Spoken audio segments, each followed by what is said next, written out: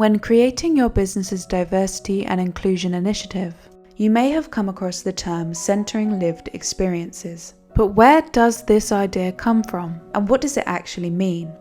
The concept of centering lived experiences originates from an approach to social philosophy called critical social theory. This ideology first came to prevalence in the 1970s through an academic movement in Western universities. Fundamentally, the goal of critical social theory is to critique society, culture, and language in order to challenge both literal and metaphorical power structures.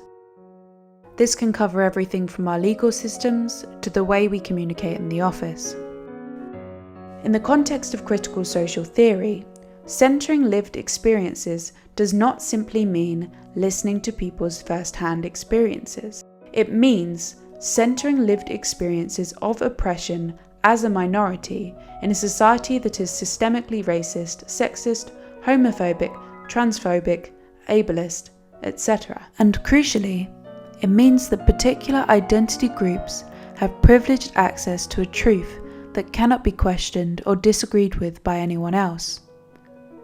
In this view, subjective interpretations of reality that fit within a particular ideological framework become fact. So what's the problem with this idea?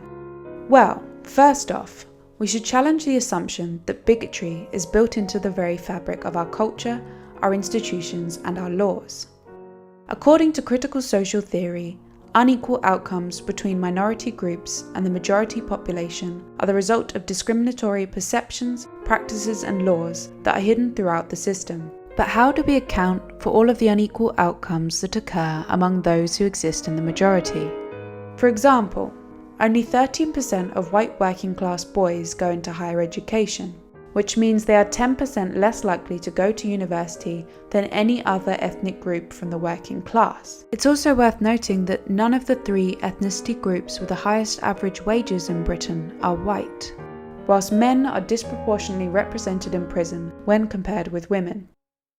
If we were using the critical social theory model of the world when looking at these results, then we may conclude that we live in a country that is systemically racist and sexist towards white men and men in general. But of course, this would be an absurd conclusion. We should therefore be careful before we arise at the same conclusions when looking at unequal outcomes as they occur for minority groups.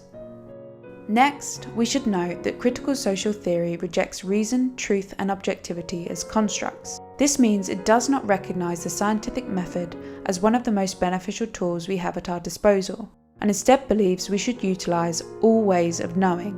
In fact, some proponents of the ideology claim that the scientific method itself is a white way of thinking.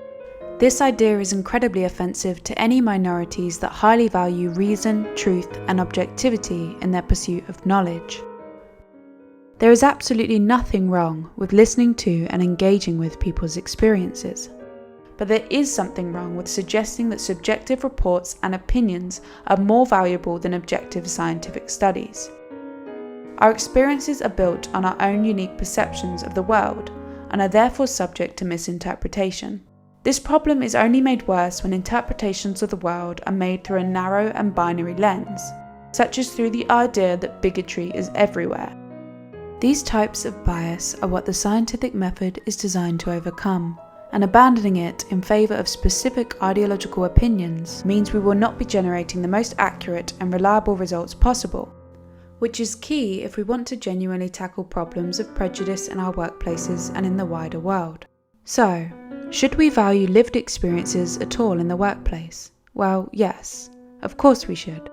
Listening to each other's unique perspectives and stories is how we can learn more about our colleagues' personalities, cultures, and ways of working.